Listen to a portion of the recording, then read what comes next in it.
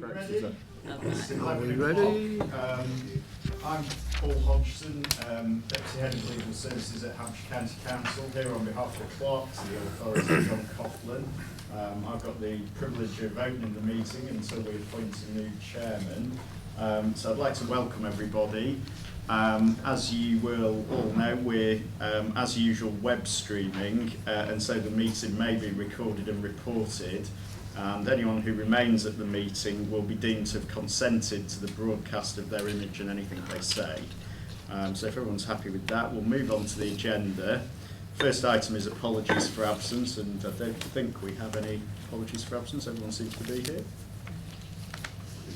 Well, Michael Lane has given us He's an invited guest, and he's due to be here in a few moments. Ah, okay. Yeah. He's here, I've seen him. So he's here somewhere. But, He's lurking. Or it's not. okay, he's not yet a member of the authority, so we can move on without him. The next item on the agenda is election of a chairman for the coming year until the next annual meeting. So what we'll do is call for nominations for chairman, and then if necessary we'll vote on those.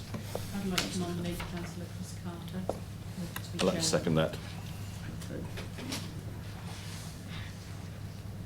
Any other nominations?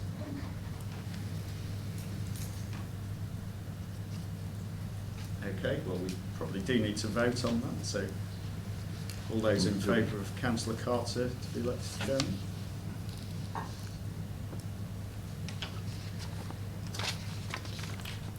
That was 9, I think. Abstaining. Abstaining. Okay, so Councillor Carter is elected as the chairman for the coming year.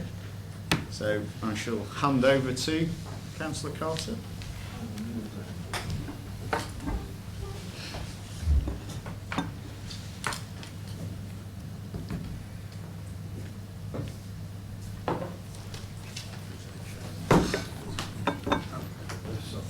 Oh yes, that's not right. Shows you better crop that bottom light now. Because I'm not sure that everyone has just voted you chairman Hampshire County Council. No. Carter. Turn the webcast off. chairman of the County Council. I know the chairman well, so. Right, well, thank you, members, for that. You'll see that I have my agenda online here. Kevin has, but this is going to be in the future. So I haven't had your training yet. I've still got paper copy. So moving to the agenda, for election of vice chairman, I will nominate Councillor Fairhurst to be vice chairman. Do I have a second? Happy to second that, Chairman. Thank you. Are there any other nominations? Yes, I would like to nominate Councillor Price, and in doing so point out he's the longest serving member of this fire authority. He's known nationally on the fire authorities, and in view of your remarks about being non-political, I think it would be an admirable show of being non-political to appoint him. Right. Do you have a seconder? No idea. New group.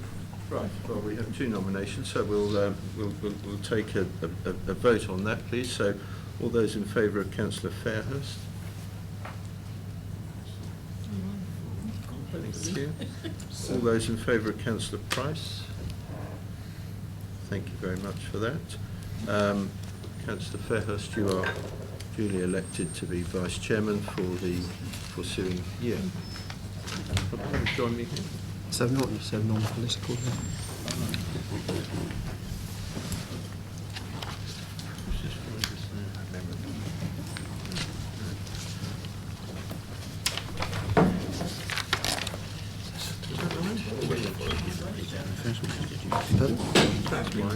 Of course. Were these things ready, by the way?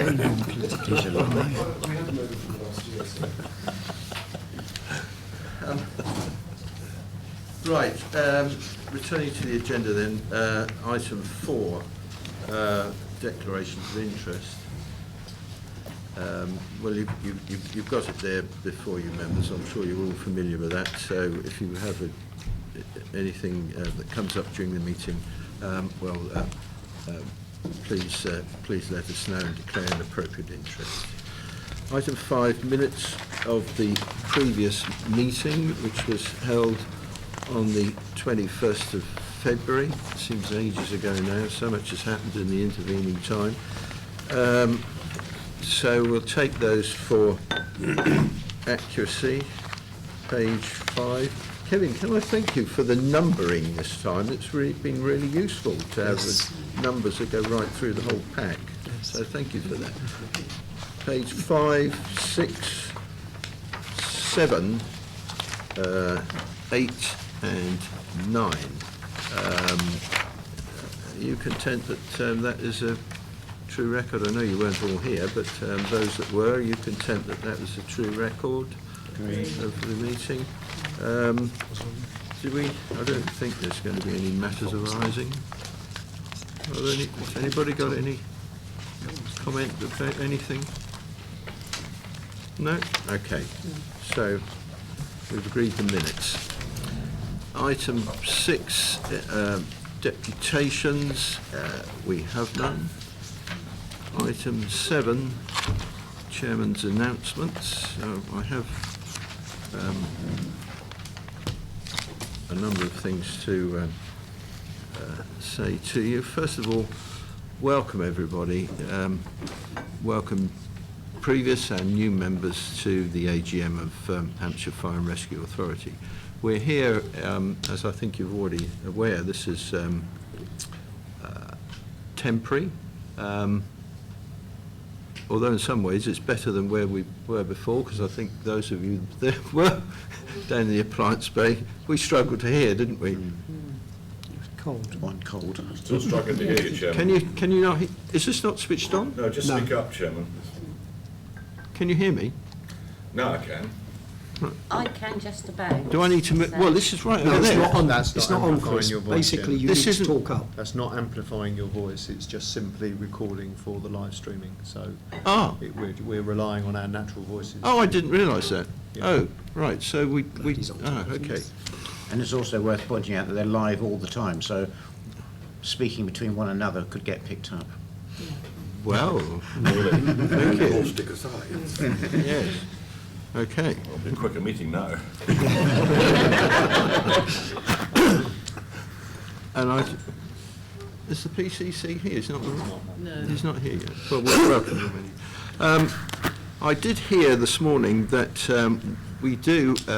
Brandon Lewis has moved up in the Home Office to be Home Office Minister, but we heard this morning that the Police and Fire Minister is to be Nick Hurd, who is the MP for Ruislip, I think. Yeah. Yes. So we'll obviously be making contact with him as soon as we're able to, and well, I'm sure we'll find out what's happening from him in due course. Right, I have some notes here. So No, please, Commissioner Chairman. oh, well, thank you for pointing that out, Jonathan. Sorry, I apologise for being at risk. No, that's all right, Michael. Excellent.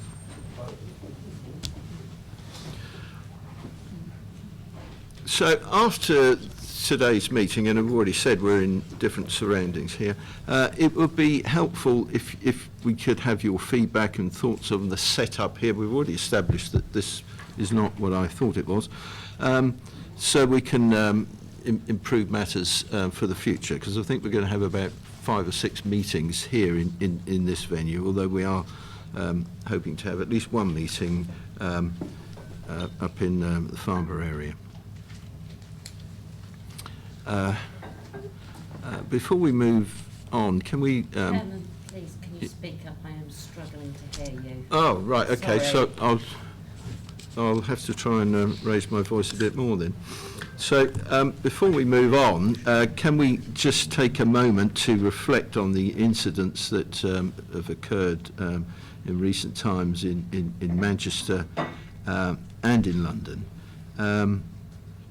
And you will be aware that as a result of these incidents, the terror threat level in the UK was increased to critical. The security level has now returned to severe, which means the incident level is still high. I would like at this stage to thank all of our officers who've been working so hard with our blue light partners to ensure readiness and alertness should there have been a need here in Hampshire. Next, I'd like to share with you the news that Dave Curry here beside me has decided that it is his time to retire from Hampshire Fire and Rescue Service. Dave has been a chief officer here for approaching 3 years, and I hope you will join me in thanking him for outstanding contribution that he's made. Not just those 3 years, he was here 10 years? 10 years as Deputy Chief. 10 years as Deputy, so 13 years altogether. Later on, you'll note on your agenda there is a report setting out the process for a replacement. You will remember that in September last year we invited the PCC, and he's joining us here today, as a voting member of the authority. That invite still stands. Point of order. Are you telling me you still can't hear me? Well, That too. yes. Might I suggest, with your permission, Chairman, that we invite the Commissioner to actually sit at the table? Do you want to sit up here, Michael? I'm very happy to sit wherever suits you. And as a guest, sorry, there's an operational thing going on. I was trying to answer the question, but I'm very happy to be at the table. Please, Whatever you're comfortable with, Michael. Thank you.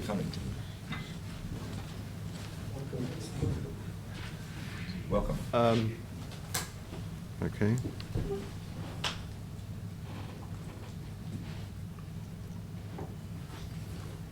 Do carry on. So, as I was saying, last September we invited Michael as the PCC to become a member of the authority. That invitation still stands, and we await his formal request to take a seat. As you heard earlier this morning, the papers to amend our combination order have been submitted to the Home Office and are currently being processed. And they've told us yesterday that it may be in September, but we await that development. We are still finding Sorry. people. Oh. The trouble is you're reading what you're need to be Okay, saying. I and apologise. Your voice isn't coming over. Okay, I'll have to look up. I'm Yeah. sorry. We meet today after having undergone our governance review last year, and I hope you will see this as an opportunity for the authority and its members to be able to operate more effectively and efficiently moving forward. Lastly, there was an event at Bewley on the 29th of May. I unfortunately had to give apologies because I had a long-standing event that I had to attend. But I understand that show was a huge success and well organised, and I'd like to thank all the officers that were involved in the planning and running that event. It really was a good showcase and excellent service that the service provides to the public.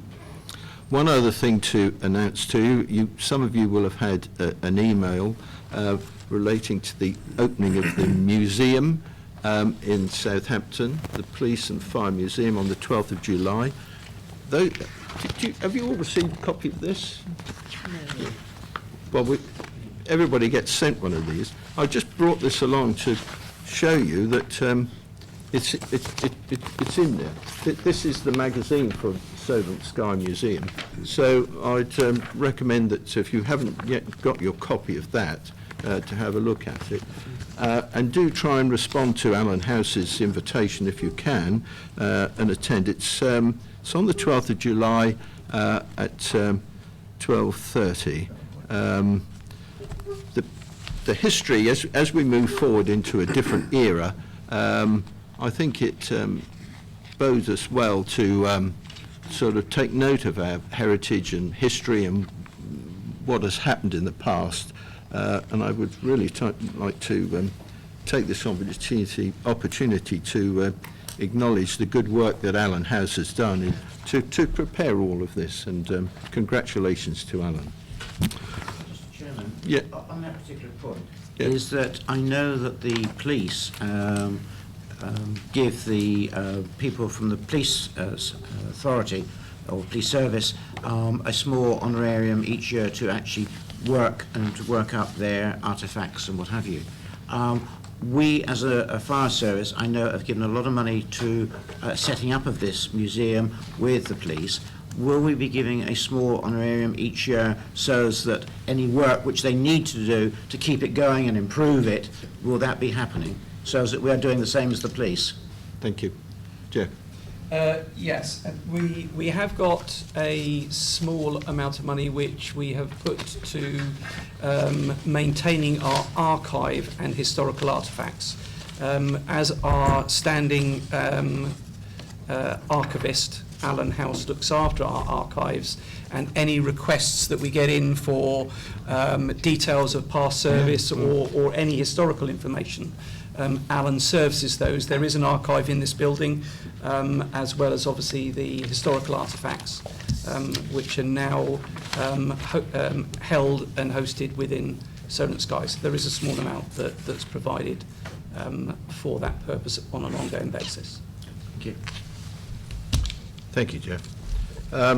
Right, that concludes comments. Oh, sorry, you want to say something? Yes. Just in relation to the 999 Emergency Services show at Bewley, I was pleased to attend there myself, actually. A really well attended by the public event. Over 6,000 people from the public attended that event. Lady Mary Montague Scott, who is the current High Sheriff of Hampshire, invited us and put that on to support the 999 services, particularly at this time with difficulties across the country, and recognising that. But I felt it was important as a service we really did support that to a great degree, because you may or may not be aware that the Bewley estate has supported Hampshire Fire and Rescue Service. In fact, Bewley retained section, all of their crewing, I believe, since the Second World War, has come from the Bewley estate. All of the staffing for our fire station there come from the Bewley estate. So that family's commitment to our service as one of our retained sections in an important area of the county, and then therefore I think it was a little bit of payback for the service and the authority to support that event so significantly on the 29th of May. Thank you, Chairman. Right, thank you. So, moving on. An extra item on the agenda, sort of 7A, if you like, to enable those members who have been somewhere, done something, to report that. And also, if you want to comment on any activity that is taken place in your particular area, well, this will be an opportunity for you to do so. So over to you, members, to Sharon. Yes. Thank you, Mr. Chairman. We've had two incidents in Southampton. One more recently. I was having a conversation yesterday with our cabinet member, whose Sea City Museum comes under her sort of jurisdiction, and she wanted to say thank you very much for the professionalism and of the response to the fire that we had in the Sea City Museum. It was first rate, and she said please pass on my thanks. Good. Additionally, we had a fairly major incident in sort of just off the city centre, where a garage repair place sort of went up. There were 10 pumps. I received a phone call. I went down there. The performance of all the firefighters was brilliant. That was the only building that was destroyed. The fact that other buildings didn't go up sort of immediately around it is brilliant and a testament to how good our firefighters are. And thank you very much for the information that I received down there. I was very impressed. Thank you, Councillor. Thank you. Thank you. Yes. Thank you, Chairman. I just want to say how it was a pleasure to work with the Rushmore Fire Station on achieving their box junction in front of the station that enables them to get out a lot easier now, rather than the vehicles blocking their point of access and Good. exit. Good. That's good to know. Thank you. Anybody else? No? No, sorry, I thought you indicated. I'd just like to add that I am aware that our firefighters have had to attend some really horrendous road accidents recently. One up at Winchester was absolutely dreadful for them, and clearly we commend their professionalism in dealing with that. Right. So I take it nobody has attended any. Been anywhere? Have you've been somewhere, Roger? Have you? I wasn't going to say anything because for the simple reason I did report it earlier on. Oh, right, Is that- okay, is okay, that, that's right. I have been to the NJC Yeah. National Negotiating Committee in York Yeah. recently, and from that will follow the negotiations Okay. which will take place between the employers and the unions on pay increase for the coming year, or this year.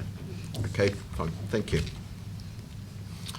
Right, so thank you, everybody. So moving on to item 8 on the agenda, Constitution of the Hampshire Fire and Rescue Authority. Paul, your starring role. Thank you very much, Chairman.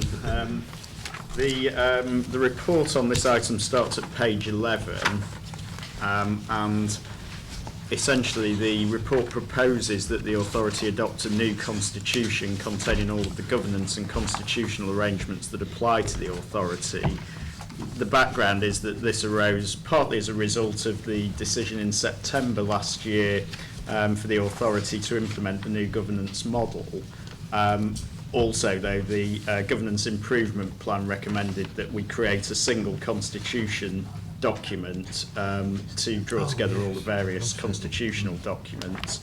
A full copy of the proposed constitution is attached to the report, and it starts on page 17. The report itself highlights at section 7 onwards the key changes in the new constitution from the previous constitutional documents. And what I'd propose, if members are happy with this, is to just take each part of the constitution in turn, and if any members have any comments, questions or suggestions, we can work through those. Yeah. Is that okay, Chairman? Yeah, that's fine. Okay, so if we start at part 1, which is on page 19 of the pack, part 1 provides some introduction and background at pages 19 and 20. It also then contains at pages 21 to 22 some information about structure and responsibility for decision making. I have noticed there's a rogue open square bracket at 1.2 which I'll remove, but otherwise do members have any questions or comments on that section? No. Okay. Part 2 just simply outlines the composition of the authority, where members are appointed from, and briefly the roles and functions of members. So, any comments or questions on that section? No. Yes. Yes, 2.3 on Yeah. page 24 of the Yeah. pack. Representing their electorate in the second line could be read, and it could be read 2 ways. Obviously, Luke is a Portsmouth City Councillor, I'm a Southampton City Councillor, the other 8 of you are Hampshire County Councillors. I think the instead of their electorate would be far clearer. Well, we're representing the whole of Hampshire Yeah. electorate, aren't we? Yes, Yes, but yes. it could be read either way, and I Yes. think in the interest of clarity, the electorate would be better. I think that's a valid. Yes, thank you for that. Okay, well, if Yes. members are happy, we'll make Yes. that amendment in the final version. Okay, so, oh, sorry. Page 24, to approve the write-off of any debt over 10,000, I think it should be 20. We've got professional officers, we should trust them to get on with the job. If there's anything they need to bring to our attention, they should. Okay, I was just coming on to that section, so Oh, sorry, I thought stolen it my was thunder, still but that's quite all right. I mean, what we can do is just very quickly skip on to part 3 now, and the first item in part 3 is full authority terms of reference. So the bit that Councillor Simpson's just referred to there on page 24 are 2 of the bullet points which sit under the finance part of the authority's terms of reference. The whole of 3.1 then aims to capture all of the things that we will ask the authority to do throughout the course of a year. And those 2 bullet points that Councillor Simpson mentioned, or rather he mentioned one, but there's another one that goes with that includes an amendment, is about halfway down to approve budget environments over £200,000. That's an increase from previously 100,000, and then to approve the write-off of debt at 10,000. It's currently 5,000. We've proposed 10. Councillor Simpson's proposing 20. Any advance on 20? Or? Don't push it. Yes, good. Mr. Chairman, whilst agreeing with my colleague that to put it up to 20, I'd just like to hear Rob's comments first before finally agreeing. Does he see that as a problem or not? I'm happy with that. All I would say is that we don't have an awful lot of debt, so it may well be that taking it up to 20 basically means all debt would be written off by myself. So if you're happy with that, then I'm happy with the higher limit. You would be reporting to us, though, about what you've written off, wouldn't you? Not under that delegation. Not under that, No. Okay, fine. Retrospectively, sorry, Chairman. Yeah. Would not through the accounts, presumably at the end of the year. It wouldn't show that level of detail, no. No. Okay. I have a hand up, Chairman, because I wanted to actually hear what the situation was with the debt. Now, you've kind of said it's not very much. So therefore, I would, not that I disagree with the concept, but we're doubling it here. Okay, we're already doubling it, which we've done with the others, and therefore there's no inconsistency if we were to put it up to 20. But if we're actually not suffering from a debt situation, I don't see any reason in increasing it another 10,000. I really don't see any reason for that right now, and I think it gives a wrong signal, not so much to people who might be our debtors, but also to the public, who should be reading all the minutes of the changes to the Constitution, I hope, when this meeting is over. Okay. But I think it's probably rather early in the day to do that sort of increase, especially since we're not suffering. The point, of course, is really about time and energy. How much time and energy is taken up in trying to follow up any debt? And I really would like a professional point of view is, would it actually save time and energy if we were to increase it from 10 to 20? No, so I think I've been here 6 years and I can't ever remember reporting a debt over £5,000 written off to the authority. So. Therefore, Chairman, I would like to say I don't agree with the recommendation, and I would be happy, I'm going to certainly vote to keep it at 10,000. Okay, thank you for that.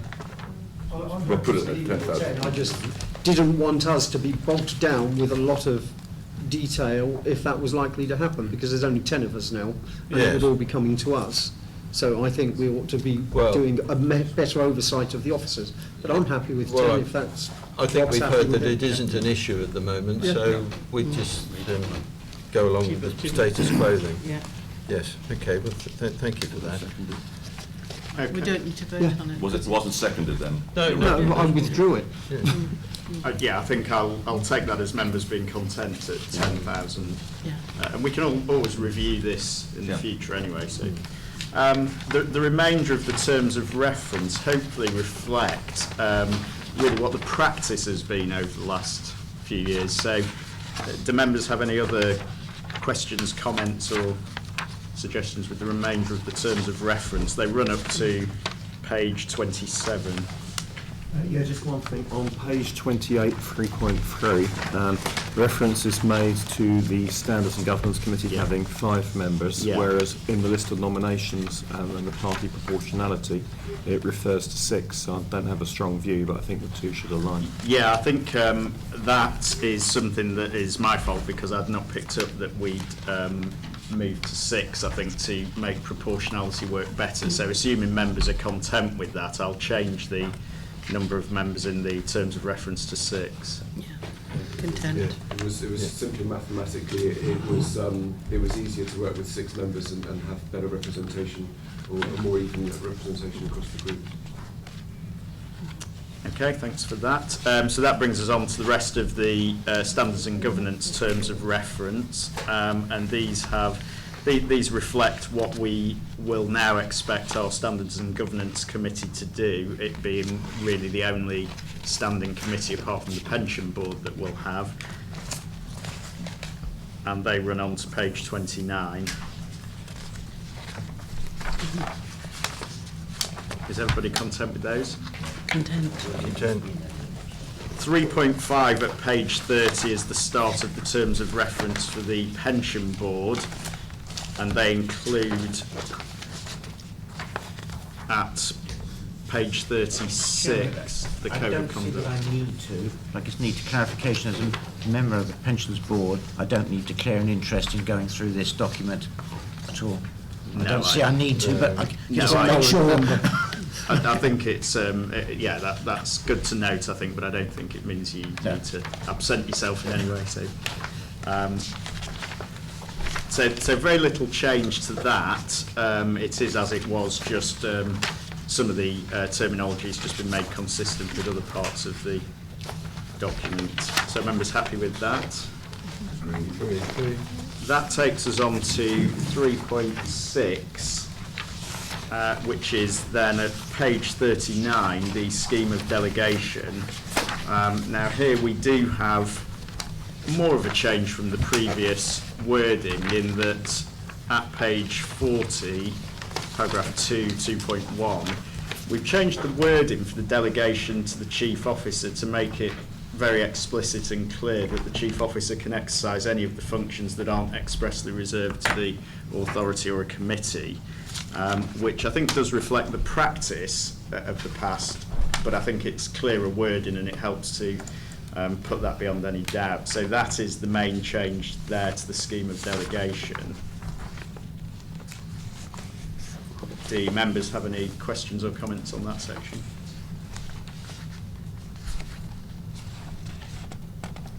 Okay.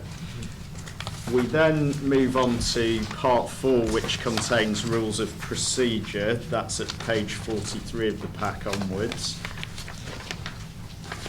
4.1 at page 44 is standing orders. Standing orders govern the formal meetings of the authority and its committees. These have been amended slightly to reflect the new size of the authority, but otherwise are largely as per previous standing orders. Any comments or issues here? Councillor Simpson. Surprise, surprise. Have you actually come up with any wording to change 4.1 and also 4.3? So at the moment, 4.1, we are subject to a veto by Portsmouth or Southampton's one representative. Excuse me, David. Kevin, we've got something. He's got it. We've been working up some suggestions. For the record of the webcast, you might explain what we're doing here. Yeah, a valid point has been raised around the quorum requirements for the full authority, which are set out in the combination scheme order, which is a piece of delegated legislation. Currently, the quorum requirements require there to be at least one representative from each constituent authority.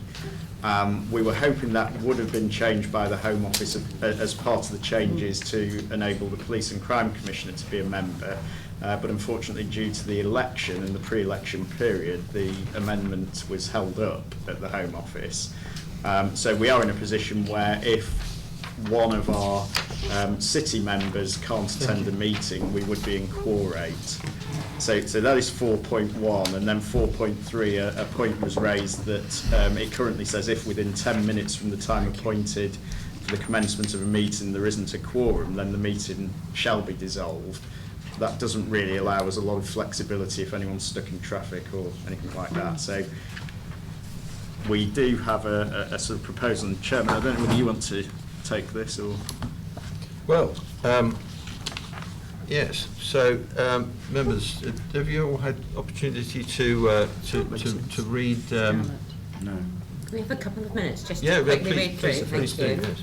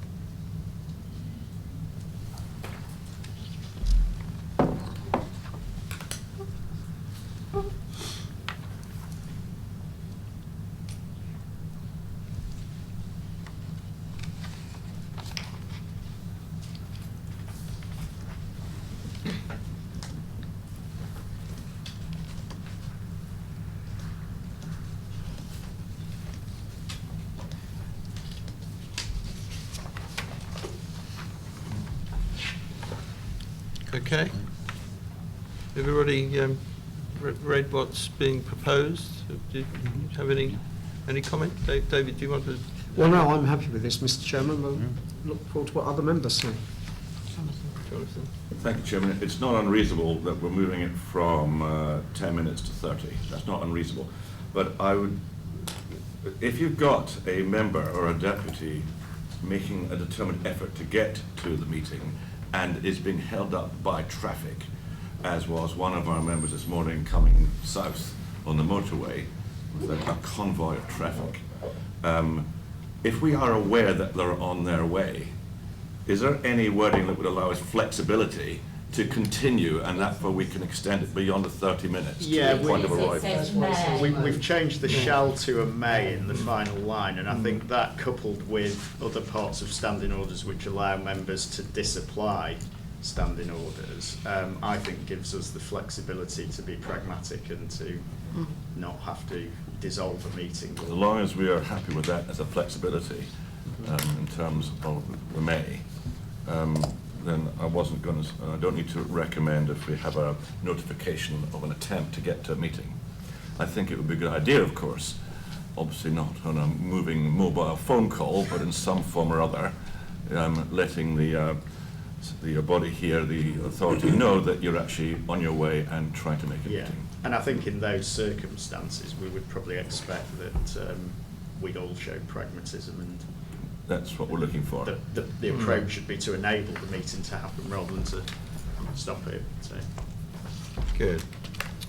Right, so what we've got here, if you go back to page 15, you see you've got some recommendations there. We'll take the recommendations when Paul has completed his presentation. But just to remind you, we've got an additional recommendation there, the item 1 on that sheet that was given you. So you're all comfortable with that. So we'll come back to that at the end of this item. But the other items, the other bits are amendments to the Constitution. Yeah, that's correct. Yeah. Right, so back to you then. Thank you very much, Chairman. So we were, I think we were at page 28, which is partway through standing orders. The remainder of standing orders, I think, are fairly as per previous standing orders. So any further queries or comments on any of those? So do we just want to confirm the amendments that we're making then on page Yeah, it's page 28. Okay. We would be replacing the wording of 4.1. Sorry, it's page 45 of the pack, 28 of the Constitution. Replacing Standing Order 4.1 in its entirety with a new 4.1 that simply says, at a meeting of the authority, the quorum shall be as set out in the scheme order as amended from time to time. That simply means that as and when the Home Office do amend the combination order, we don't then need to re-amend standing orders. And then Standing Order 4.3 will be amended so that 10 minutes becomes 30 and shall becomes may, to give us the flexibility to enable meetings to happen where a member's on the way but held up. Right. Everybody content with that? Content. Yep. Good. Thank you. For that. Right, so on you go. Thank you very much. Anything else on standing orders? That takes us up to page 57.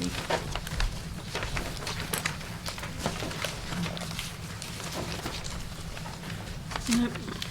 So if we move on to page 58, we then come to financial regulations, which is the second part of the rules of procedure. Financial regulations obviously set out the financial processes and limits within which the authority and officers operate.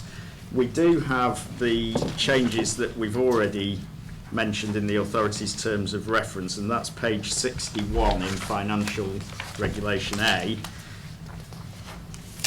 2 bullet points near the bottom of page 61 to approve budget environments over £200,000. That's an increase from 100,000, and to approve write-off of debt over 10,000. That's an increase from 5, and I think we're happy with those. There are a couple of other amendments to financial regs that are set out in the report that accompanies this. We've got Financial Regulation B19, which is on page 70. We've got a new provision in there, headed Urgent Decisions, and that enables the Chief Financial Officer, in consultation with the Chief Officer and the Chairman, to make urgent decisions that are felt to be within the wider interests of the authority, but obviously can't wait to the next meeting of the authority. Yeah. And then the other change to financial regs is at E2, which is on page 76. And that's to clarify that the authority has oversight of partnership arrangements, but that essentially the Chief Officer's got a wide delegation to make decisions around entering into operational partnerships. And that's really to, I think, again, reflect the sort of practical reality that we operate under, that every single operational partnership doesn't come to the authority for approval necessarily, but the authority exercises oversight over that and scrutiny.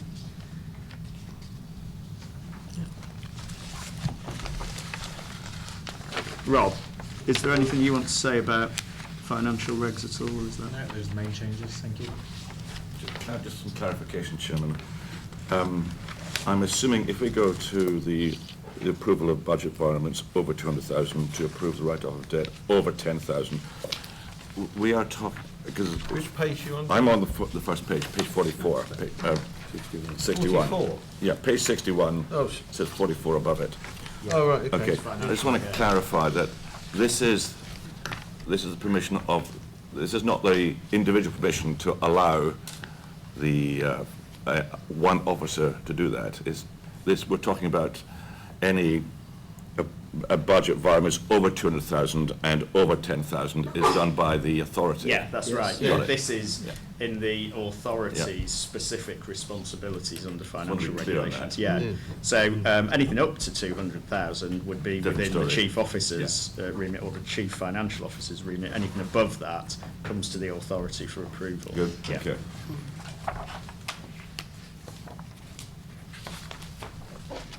Okay, so if we're happy with financial regulations, we then move on to page 78 of the pack, contract standing orders. Contract standing orders set out the processes that the authority follows to award contracts to third parties to ensure that we are compliant with our procurement obligations. these have not been materially amended, save for at, if I can find it, page 94, contract standing order 13. We've replaced Finance and General Purposes Committee in the bottom right-hand box at 13.1 with the authority, because obviously we don't have a Finance and General Purposes Committee anymore. Anyone have any questions or queries on contract standing orders? No. Okay, thank you. That takes us on to part 5 from page 95, 96 onwards, which is appendices, codes and protocols. Appendix 1, we've got the member allowance scheme for 17-18, which has been very slightly updated to reflect the changes in structure of the authority, but otherwise is as before, which is what the authority decided last year and felt that it was for the new authority to review and amend this. So I think when we come on to the appointments report, we will talk about appointing to a working group to look at reviewing this urgently. Yeah. Mr. Chairman, do we need to make mention at this point, or leave it to the point that has just been made? Because I think a number of us do feel that these are all wrong for a new authority as small as we are going forward. And on that basis is that they need to be amended and looked at very quickly, with a hope of bringing in new corrected figures for September at the latest. Well, we're going to come on to that later. Yeah, I'm just making the point that, do we need to make any mention of it here or not, or can it be left to the later point in the agenda? I think, Councillor Price, if we note that it's something the authority would like to do, but given that the responsibility for the members' allowances scheme and making recommendations on that falls to the Standards and Governance Committee, it would be prudent to wait until the Standards and Governance Committee has been appointed and then be able to take action, for instance, to appoint a working group of that committee to start that ball rolling. I think that we would have liked to have seen it started before that committee actually sat. I mean, we now have a chairman of that committee, and I think... Not yet. No, not yet. No, we will have. Sorry. But I think that of taking that forward sooner rather than later, because they're so out of kilter to what they should be, these figures. And I accept that they're in here as part of the Constitution, and therefore I don't think we can actually amend them at this point here anyway. They have to go through a process of amendment, and I want to see that done sooner than later. Well, that's what's going to happen. Yeah. Well, I've got a problem with it, Mr. Chairman, in that I cannot justify paying somebody £7,305 for 2 meetings. And realistically, if we appoint a chairman of governance at this meeting, and I assume we're going to, then they will be getting paid that until the review body makes any recommendations. So therefore, I'd like to see a temporary measure where that is either nil or reduced to something more realistic. Because to pay somebody £3,500 just over for a meeting is, well, it's good money if you can get it, but most people in here can't. And I don't think the public would appreciate us paying £7,305 to the chairman for essentially 2 meetings. I can make a temporary. hear what you say, but of course it's not just 2 meetings, is it? There's other. Sorry, it's things. 4 because they've got the pre-meetings. There's other work and discussion that's got to take place. We could make a temporary amendment where we suspend all allowances to the working party of... Sorry, I'm just saying we could make a temporary amendment where we suspend all allowances to all members until the working party has come forward with new recommendations by September. Yep. Do you want As long as it's not going to put anybody in difficulty. Is that feasible, Kevin? That would be entirely possible, Chairman. We could suspend all allowances, and then once the new members' allowances scheme is in place, we would backdate the payments to the point of this meeting. Yeah. Good recommendation, Vice Chairman. What I was going to say was that, where I totally agree with my colleague on the right here, about the figure for the chairmanship of Standards and Governance. If we had gone ahead and done that, we would have had to do the same for the basic allowance, because we're a much reduced organisation, and therefore we have more responsibility on our shoulders, being a reduced group, which would have started a meeting here, would have gone on an awful long time. So therefore, I think the best thing to do is to scrap all allowances. I'm all for it, because I don't think we need them, and we will have a working party look at it as quickly as possible. Backdating, of course, I think, for those who require the money is very important, and we move from there. And I personally don't care how long it takes, as long as we get it right. So shall we put that as forward as a motion? If you're happy to propose that as an Yeah. amendment. Do we have a seconder for that proposal? Okay, right. Any contrary proposals? Everybody content with it? I mean, I think that to suspend them or investigate, come up with the right figures, backdate them to the start, is the right way ahead, because everything has been done right. Okay. So, we're all in agreement with that? Well, I think you should just take a vote. Yeah, all right, well, we'll vote for that. Everyone Okay, in... Before we do, there's some discussion going on. No, we were Is just there a talking legal about, issue? no, there isn't a legal Sorry. issue, more a practical issue about One of the practical issues is that obviously some of the way allowances are paid is if we stop them at this point, then some of you may actually have to pay a little bit. You may have actually effectively been overpaid up to pay this it point, back. and may have to pay a little bit back. But then it will all balance itself out when the new allowance. Used to that, Chairman. Is in place. So, apologies if that may be inconvenient. Well, should we ask Rob then, when is a convenient stopping date? I think we can, anything that's been paid to date will leave, rather than get it paid back. And then, Okay. as you say, once we've implemented something new, we'll calculate it retrospectively and introduce it from that point. Having agreed that, Chairman, may I just ask about travelling expenses? Will that continue in the meantime? Yes. Well, that's a separate matter altogether, isn't it? That's why I'm asking it, Yes. because we have just stopped. Yeah. Yeah, I'm not asking, I'm really asking the expert here. So travel expenses for all members are now claimed back from your host authority. Yeah. If you remember, there was a quirk in the legislation where fire authorities weren't included as an admissible body. So at the time we took the decision that you would claim back from your host authorities, and I got agreement from each of the CFOs from each of the authorities that they wouldn't seek reimbursement from the fire authority, just to keep it simple. So the former decision that we've just made does not affect. Will not affect I travel think that's very expenses. clear that none of us get into trouble. So we need to know where we stand, so we can continue with our travelling with mileage expenses. claims, yeah. Okay. Right. Taking a vote on the motion Do you want that to we vote on suspend it, all then? allowances?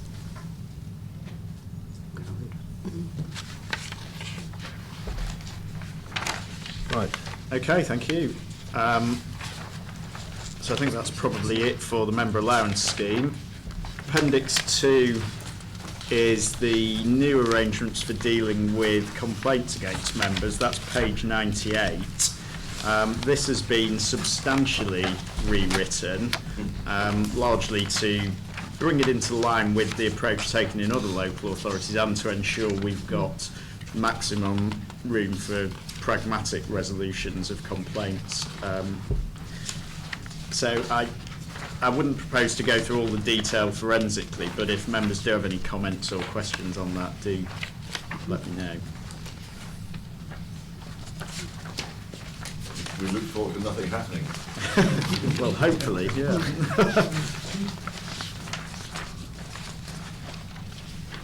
I should say that also does have the member code of conduct then following on at Appendix 3.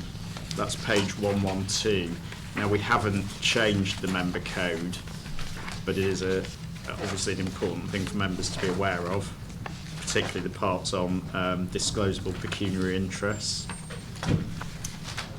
If members are content with that, that then takes us up to page 117. Mr. Chairman, can I just question on page 115, the value on gifts and hospitality? Is that the same now as the county and most other authorities? Because it was a lot lower than that at one stage, and the county, I think, from my memory, increased theirs to a figure, and it seems to me to make sense that it does fall into line. It was £25. It was, wasn't it? yes. Yes. And I- Kevin, are we the same as the county? I must admit, I'd have to check, Chairman. I Yeah. can't remember off the top of my head. I think if we... There was at one stage a negotiation between Iowa Yeah, to try and to have a get a standard, common yeah. standard. And Yeah. I'm just wanting to make sure this is the common standard figure. Well, perhaps what we'll do is take that away and check it, and if it's not, we can come back to this at the next meeting of the authority, and if members want to change it, we can do. If the principle is we want to be in line we with actually check it and give authority to the officers to change it to the common figure which is across. That rather makes than have it sense. come back. That makes sense. Delegate it to them. Yes, yes.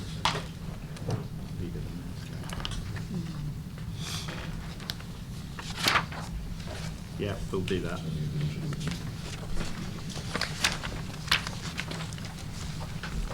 So that takes us on to Appendix 4 at page 117.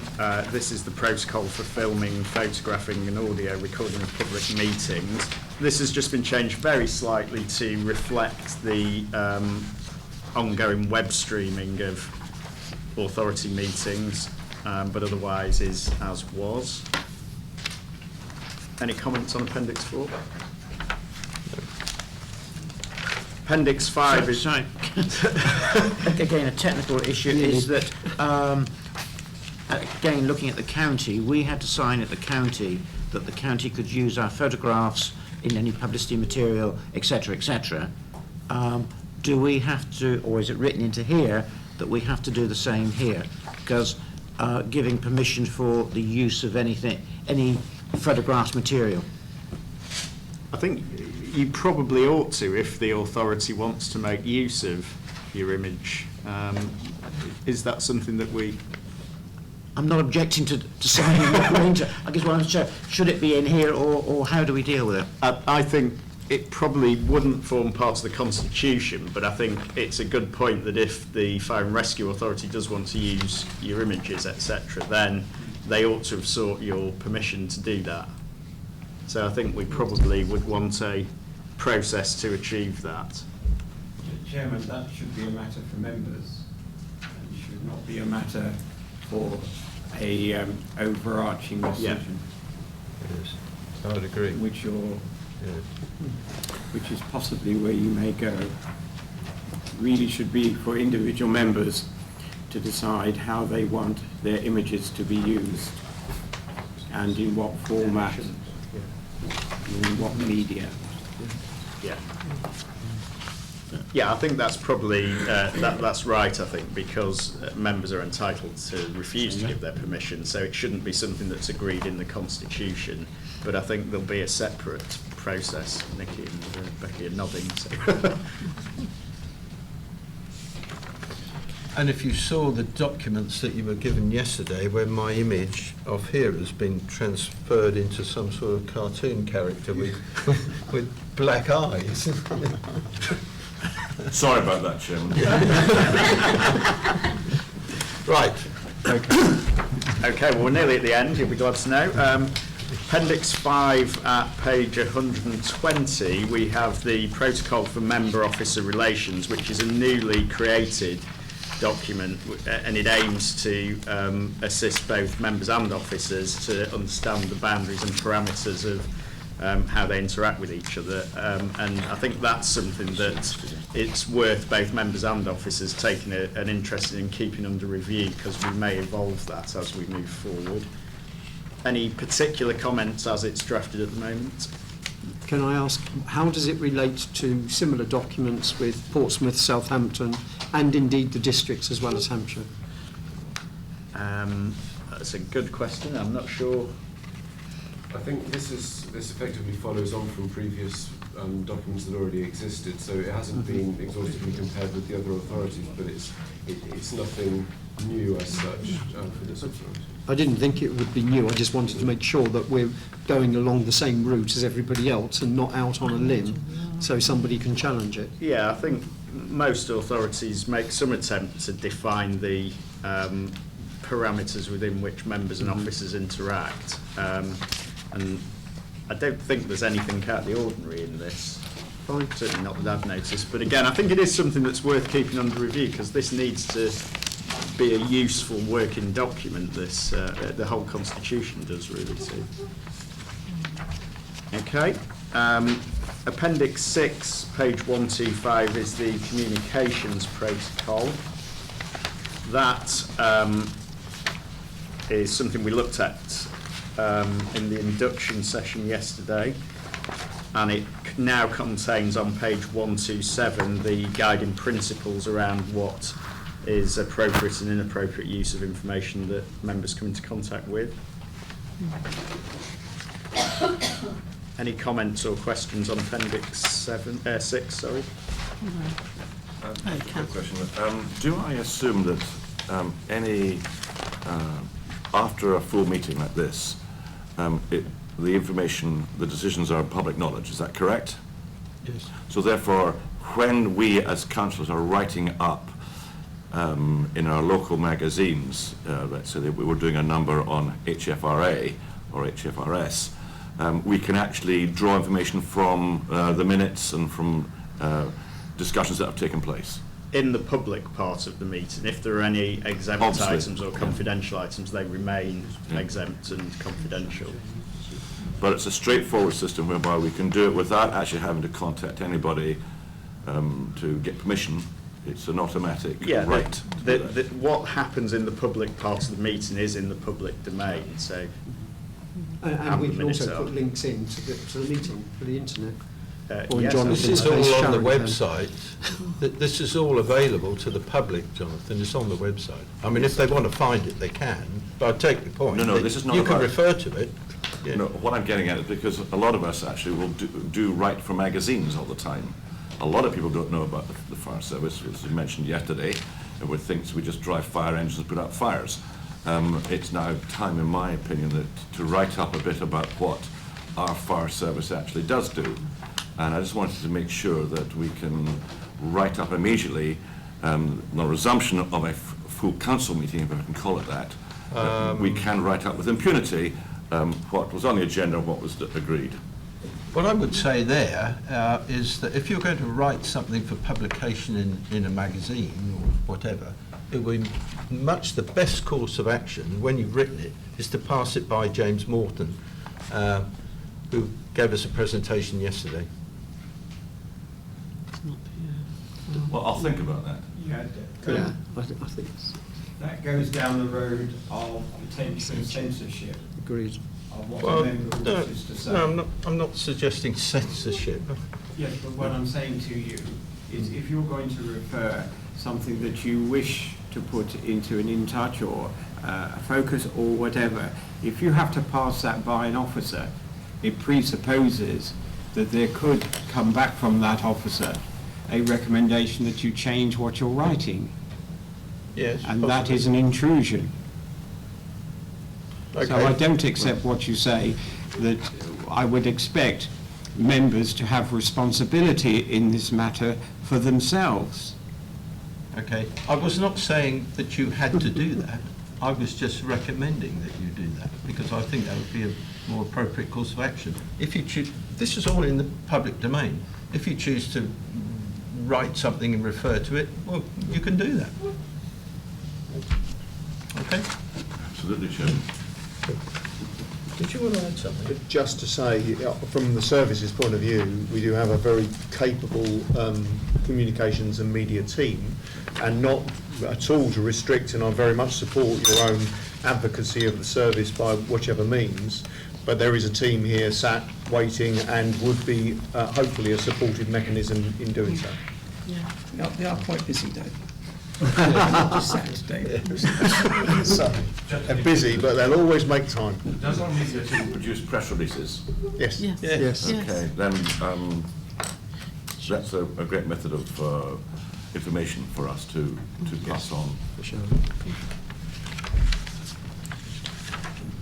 Okay, are we happy to move on to Appendix 7, Code of Corporate Governance, page 128.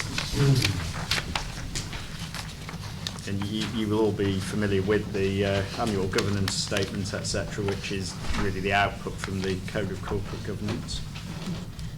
Any comments or questions on that appendix? And then finally, Appendix 8 at page 130 is a table of the authority's key statutory responsibilities and who within the authority has what responsibility for them. And that's something that we may expand upon and add to, but I think is a useful sort of reference tool for members and officers. Any comments or questions on that? What we've got to do is understand things. So if all members are happy with that, I think probably hand back to the chairman for the recommendations. So can we please return to page 15 of this document, where you have the recommendations. So, Mr. Chairman, I've just thought of a technicality on the recommendations. We're going to suspend the pay. The pay goes in 2 days' time. It may be too late. That's right. That's okay. That's So I what say I said. we'll stick with what was. We'll stick paid with this time month round, and but then I'll send a from note round. July onwards. Yeah, and we can rebalance it back to this Yes. point though in the future. Just, I didn't want the officers to suddenly have to think, oh crikey, we've got to stop all of that.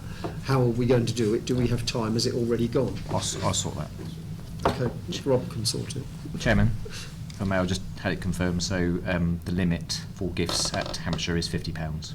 So it was changed in the recent constitution update. okay, good, thank you. Thank you.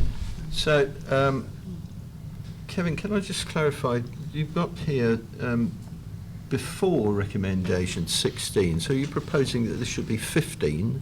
Exactly. So on the sheet that was circulated around, Yeah. the first recommendation, little I think needs to happen. It needs to be agreed before paragraph 16 in the report. Okay. Because that's a change to what you're agreeing. Right. So Okay. the points at little II, the changes actually to standing orders themselves, which would then enable you to agree the constitution, including those amendments at 16, and also authorise the clerk to finalise the constitution on the basis of those amendments and publish it as set out in 17. Yeah.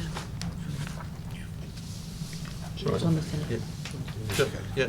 Thank you. Therefore, do we need to add, in certainly the top case, maybe, I haven't read the bottom one, with amendments, with agreed amendments? Do we have to add the words with agreed amendments? What I was suggested at the bottom of the page is to insert text into 16 after Appendix 1 as amended above. That's fine. Yes. Right, can we just, so everybody's completely clear what's happening here. We have two recommendations existing on page 15. Can you just clarify again so everybody fully understands what the amendments are, please, Kevin? Can we go through that? Certainly. So there's an additional recommendation which you've got on the sheet circulated to little I, and so if all members are in agreement with that, then that deals with the appointment of temporary deputy members. Yeah, everybody agree? Yeah. Well, we're going to do the whole lot at once, I think. Well, I know, but we've got amendments here, so I'm just making sure that you all... I thought we had agreed the amendments. We've agreed the amendments, Yeah. Chairman. If you're happy that everyone's agreed, then Yes. I think Okay, there's I no just reason- want to make sure nobody doesn't come back to me afterwards and say they didn't follow that. So you're all in complete agreement with the amendments and the recommendations that we got before us? Yes. Yeah, Yes. agreed. Yes. Content with it. Fine, good. So, finally, before we leave item 8,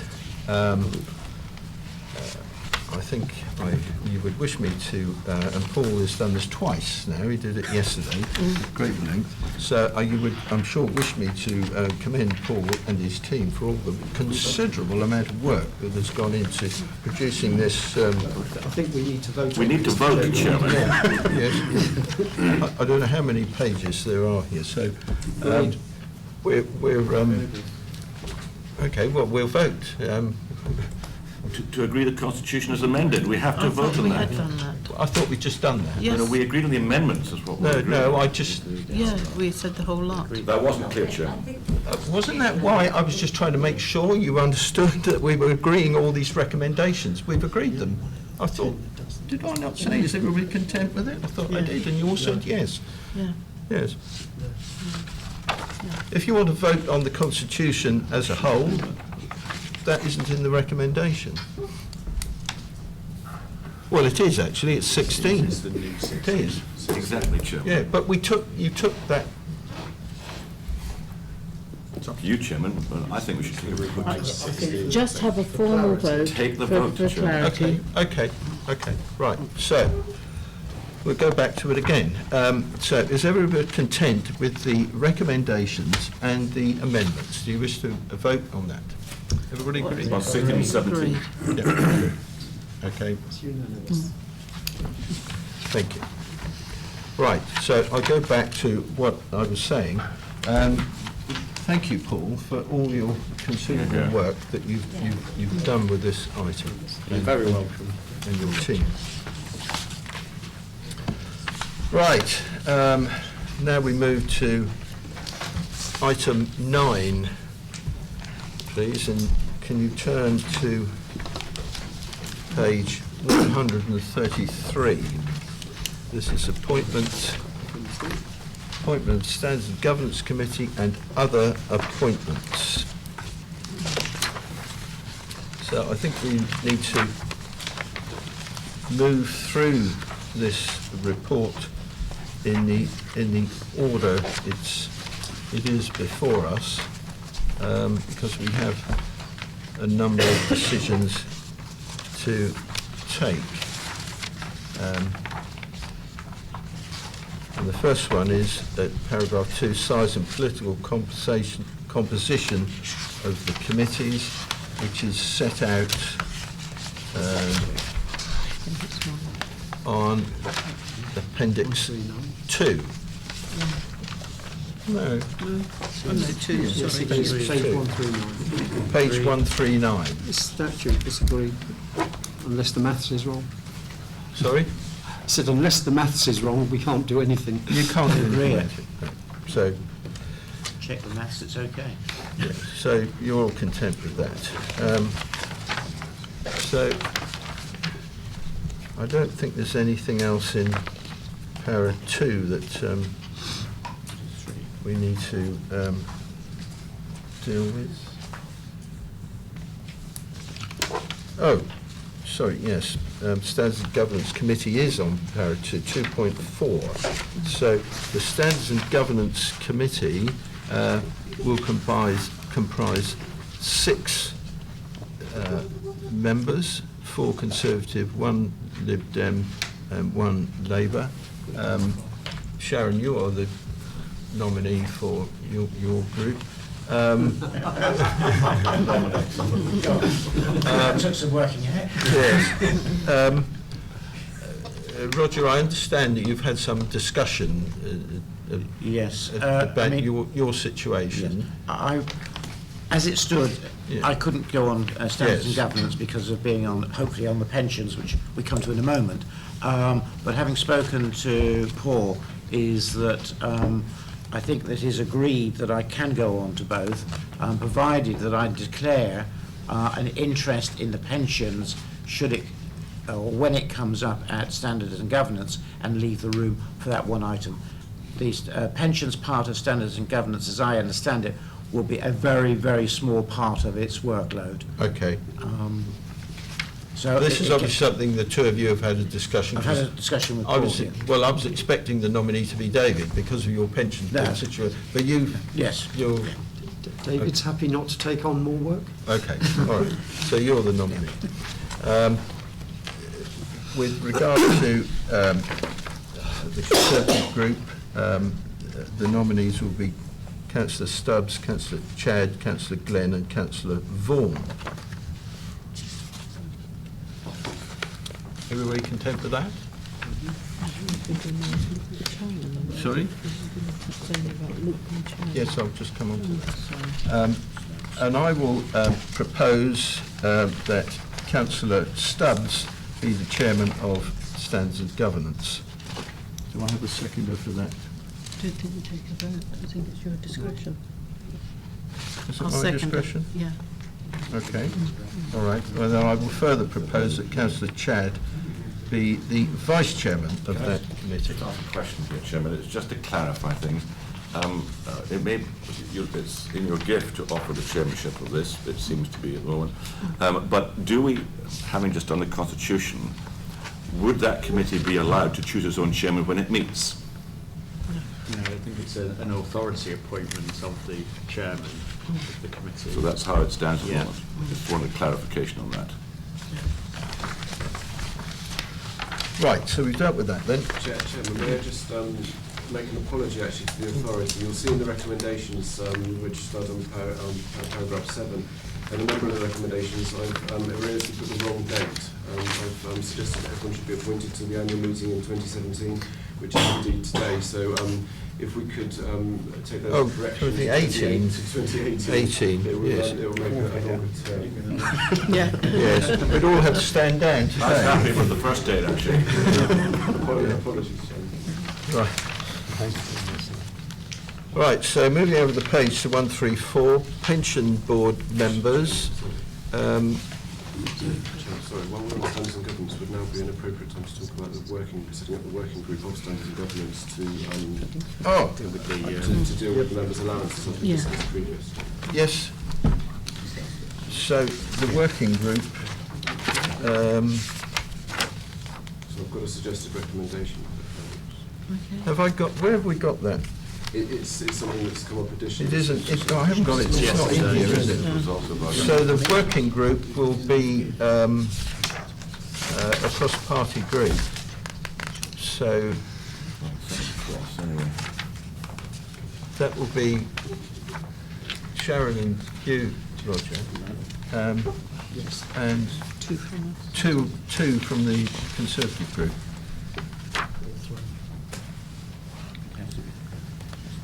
Doesn't that be three because of proportionality? Yeah, you're right. It does, As I understand, does. the working group doesn't have to be. No. Okay, fair enough. But it'd be better. But it would be better. Better. Yeah. Well, Shall we leave that to the chairman to decide? we'll leave that to the chairman of the Standards and Governance. Lucky Luke.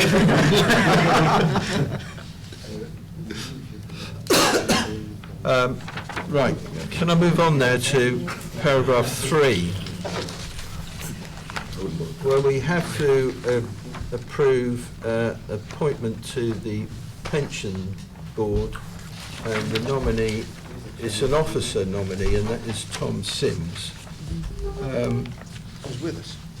Tom is sitting over there. Well So, done, Tom. Everybody agreed? Agreed. Thank you for that. And now move on to para 4, other appointments. Mr. Chairman? Yeah. I would like to delete the 4 bullet points. I think all members in such a small authority should be on CMT. We already have a standing invite. Let's just make it formal.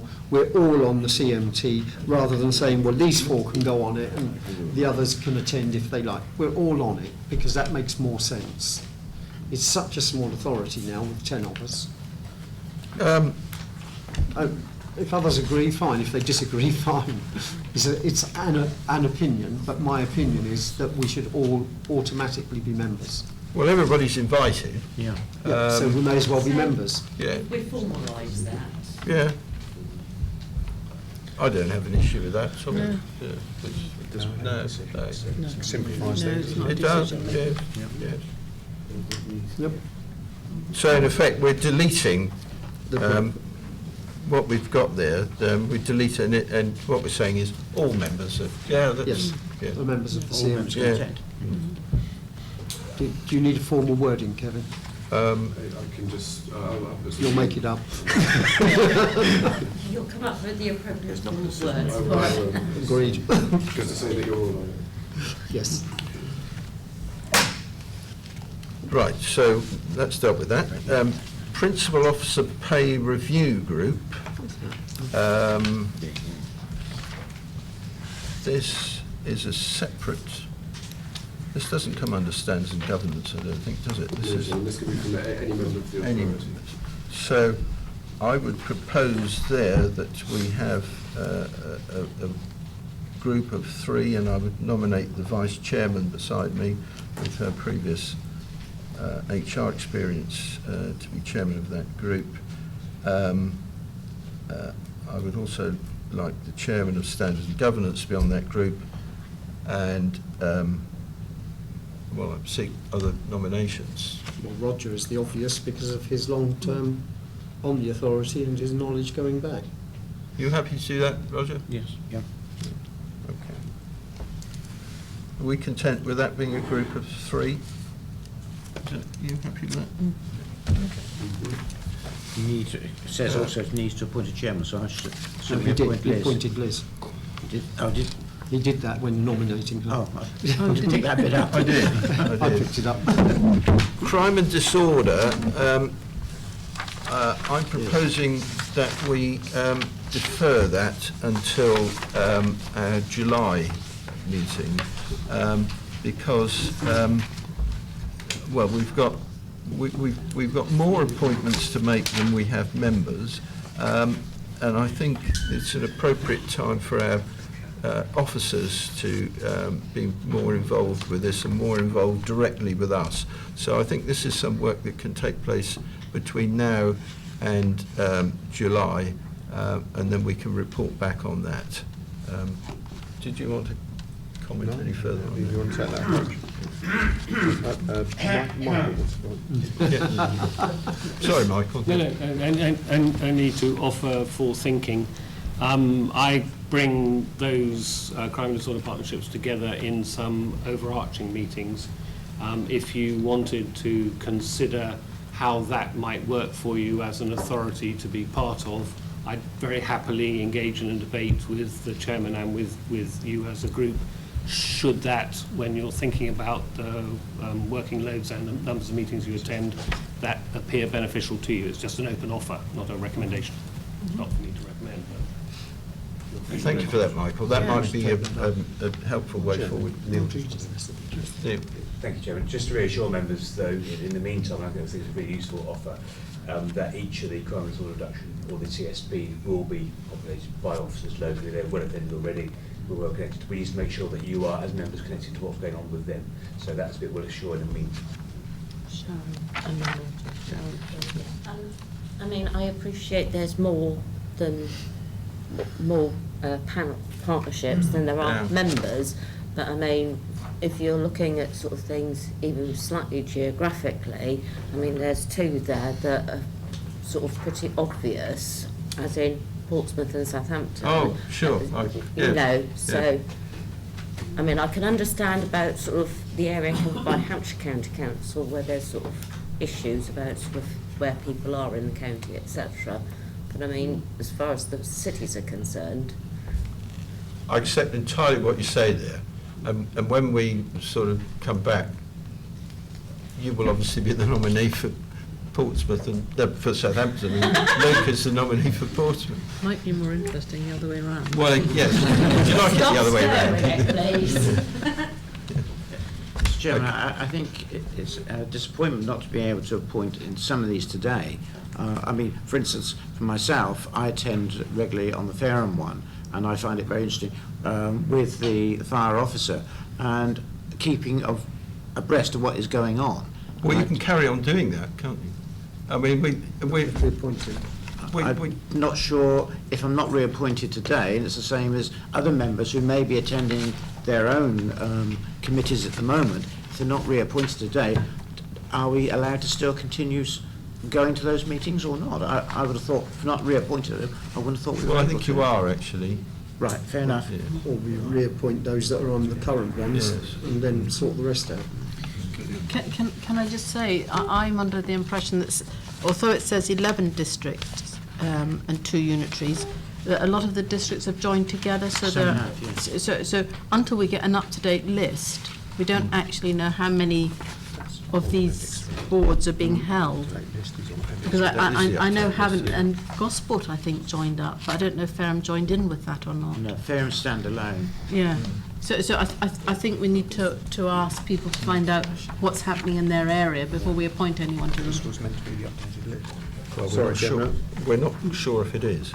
I think that's what we're saying. Oh, okay. Yeah. We did some research and You our did, so understanding you is reckon this it's is our in it? updated list, yeah. Yeah, okay. Because we got caught that last year, didn't Yeah. we? We had to look, so. Do you want to do it? Well, we will report back on that just Right. as soon as we can. So next item D, Member Development Liaison Champion. That currently is Ros Chad, and I would propose that you're happy to carry on. Agreed. Well done, Ros. The Minority Group Spokesperson, you're... Yeah, I'm happy for him to carry on.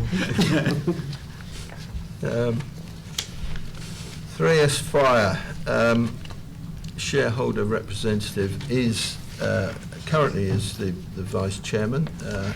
Is the vice chairman willing to carry on? Thank you for that. Not that I ever do anything. Then Article 1819. This is the company here, Section G. The directors of the company are myself and Councillor Price and Neil Oden. At the meeting of the company earlier this morning, we all indicated our willingness to continue in those positions. Everybody content with that? Content. The independent person who gets an annual allowance of £100 and now won't even get that at the moment. Well, I assume so. No, we'll make it suspended as well. I think, Chairman, we would continue the allowance for the independent person, given that they're not a member of the authority, And they might miss it. but they're paid under slightly different. All right, okay. So, job, is it? so the independent, I don't think we need to discuss it. You've got a separate paper about that, and also confidential paper. Right, so we've worked our way through that, and then we turn over the page. We then got all the recommendations. Other than the amendment that Kevin gave us to number 8, amending the date 2018, and also we've amended number 10 to, I think we need to amend that to say that All members. all members, and take out set out in paragraph 4A, just include all members. So are you content to take, subject to those amendments there, can you take all those recommendations on board? 12. Do you not have to amend 12? Do I? Oh, I beg your pardon. 2018 works all the way around. Yeah, sorry, I've said that I deferred 12, didn't I? So you're correct. So take out 12. And also, yes, the date of 17 is right through, isn't it? Yes. Every 14 needs changing, and so does 15, Yes. 16. 14, 14, 15 and 16 becomes 18. Mr. Chairman, can we just leave the and typos are 17. amended by the officers? And 17 becomes 18.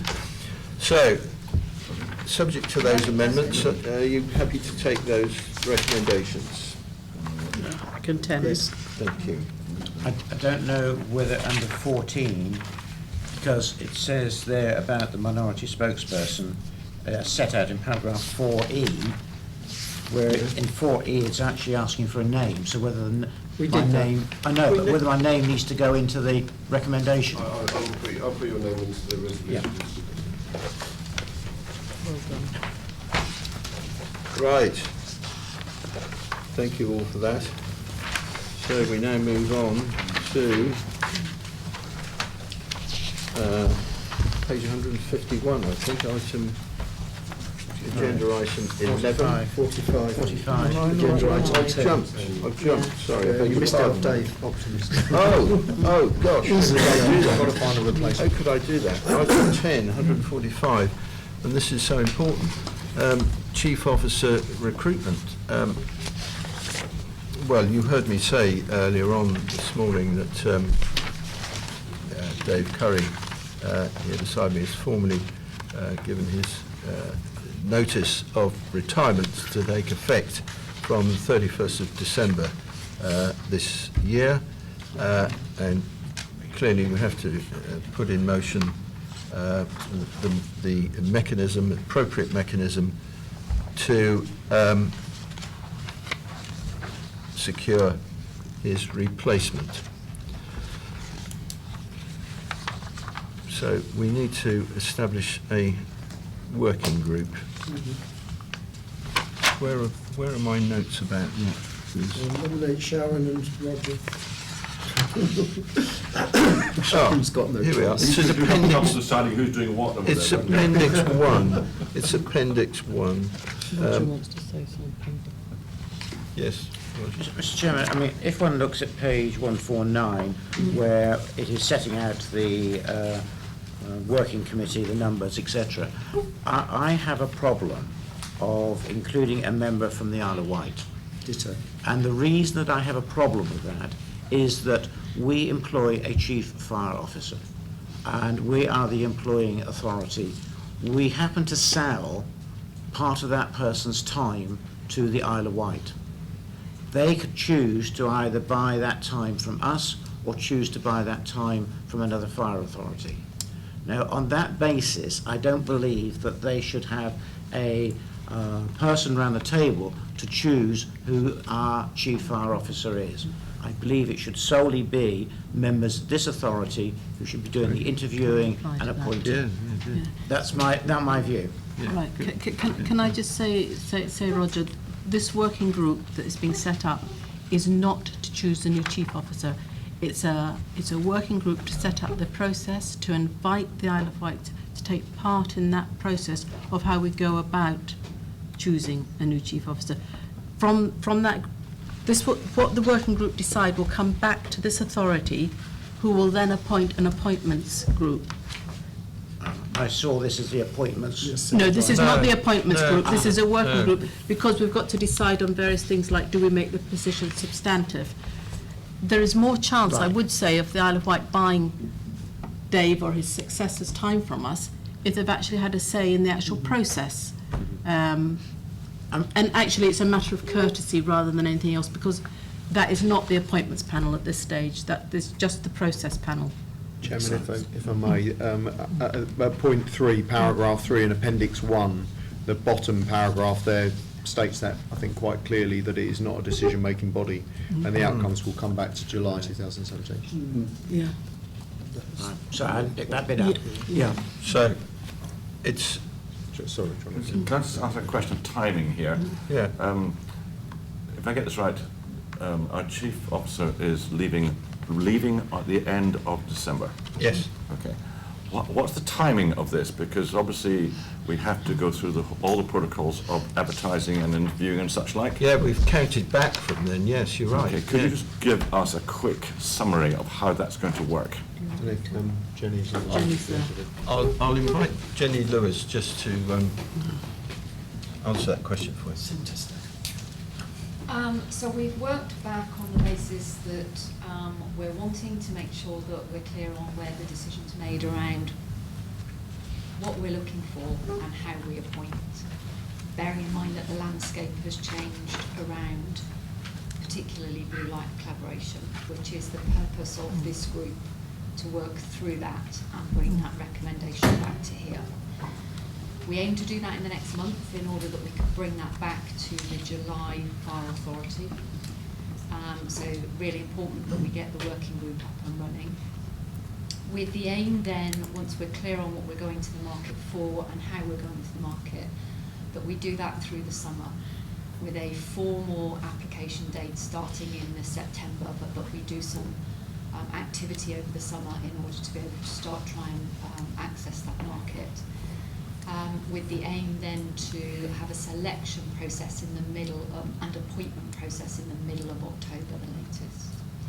So if you work that through, that gives us a period where middle of October offer made to Dave leaving at the end of December gives us as much time as we could in order to be able to try and have continuity and handover. If it's an external appointment, then we'll need to work hard at somebody's notice period. If it's an internal appointment, then clearly you've got that period of handover middle of October to end of December. In your experience, is that tight? It's not tight. What's not helpful is the summer period. So actually there would be nothing to stop us starting that process immediately after the Fire Authority in July.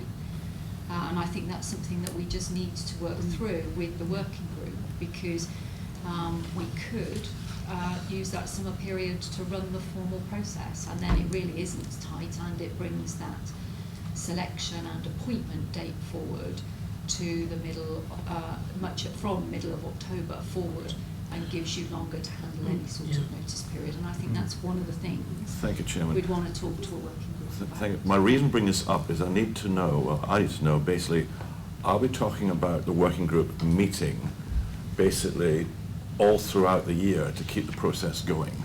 I mean, how many meetings do you anticipate that work? No. Just one. Just one? Yeah. Yeah. The end of this month. Yeah, the 30th And that's of it? June. Yeah. Should be. No Yeah. more meetings with the working group? Well, No. So we would there's- hope. Ask and finish. So there's several things that group needs to determine. One is what its recommendation back to the authority would be around where the governance then for running that process sits. So whilst this group will also it will work out what we're looking for and how we go to the market and how we're looking to appoint, it would also make recommendations to the Fire Authority on whether a group is then, there's that the responsibility for enacting that process and seeing it through is delegated, or whether that is something that the Fire Authority would want to have responsibility for. Again, that's something I think we've got to have a discussion about, and hence the terms of reference for the working group. So a key point about that point around delegation for, one, working out what we need, and then two, oversight and execution of the process to actually... Okay, that's very clear. Thank you very much. Right. You okay with that, John? I just said so. Yes. Yeah, fine. Okay, right. So the working group will have 5 members, plus a member invited from the Isle of Wight, plus myself as chairman of the authority to attend as an observer to the working group. So there will be nominations, 3 Conservative, 1 Liberal Democrat and 1 Labour member. So I think we know who those are.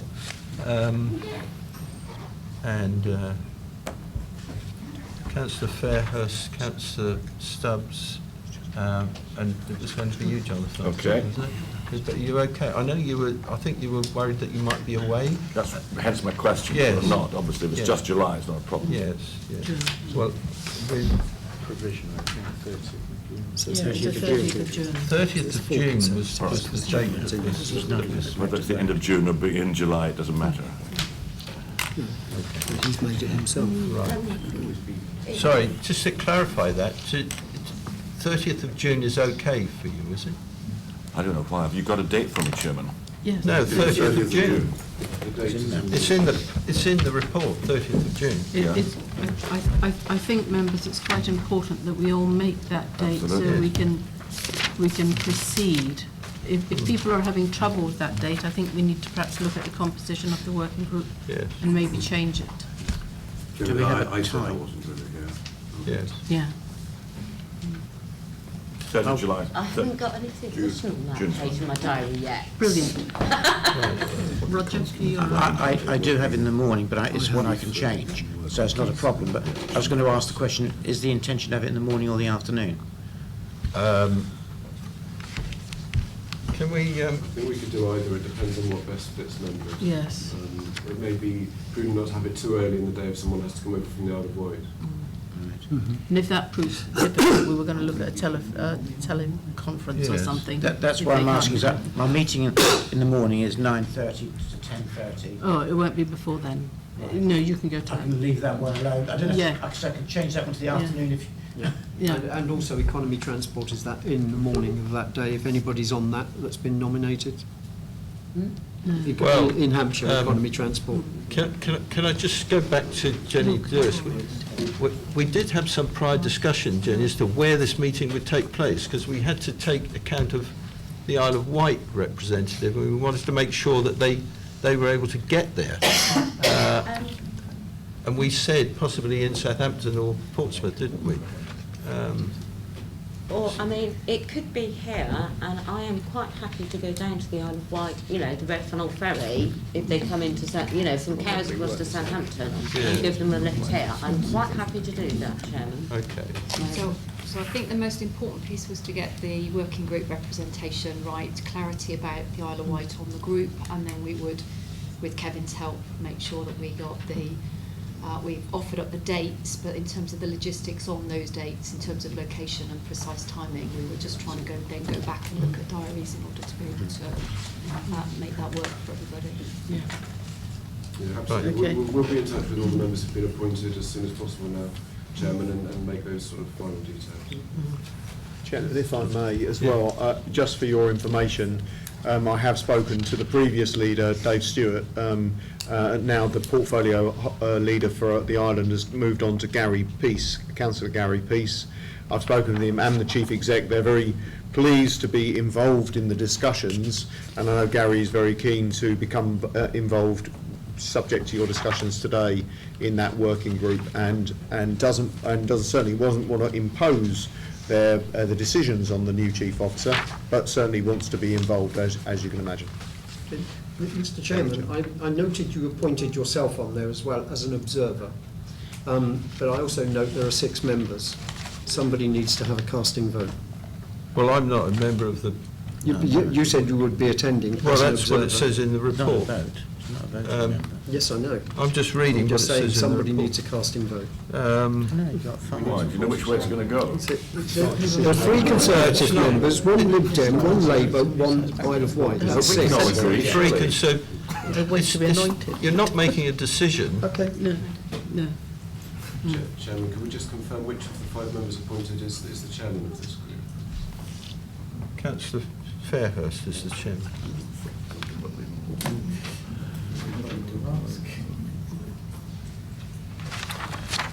Okay, thank you, Jim.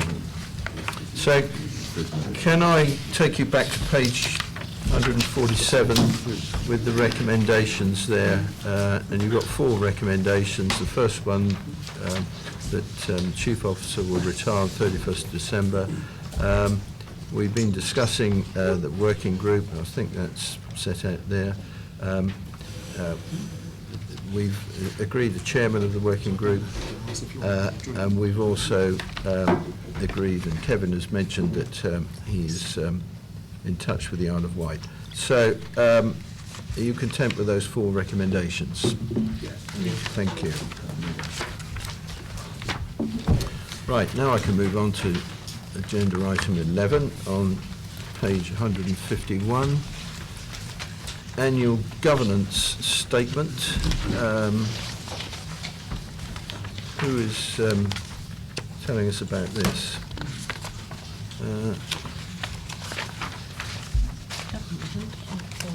Chief Officer's report. Is this you, Dave? Yep. You telling me about this?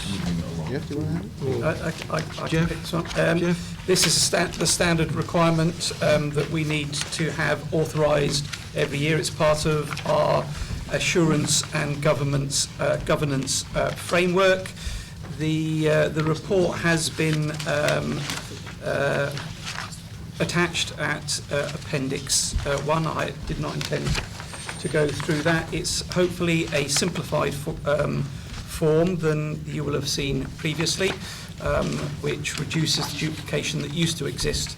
And we've used, if you like, the best practice going forward in order to create that. Recommendations, on page 153 is that the assurance statement as presented is approved by the authority. Agreed. A lot of work for nothing then, wasn't it? Well, I'm sure everybody read it. I've got to sign it. We're confident that it reflected our governance arrangements. Have we agreed that I sign, you and I? Yep, we sign it. Should we sign that now? Yes. Sign it at the end of Sign this copy, because it's Oh, not a statement. formal copy here. Gold to sign. leaf. So we'll sign this one then.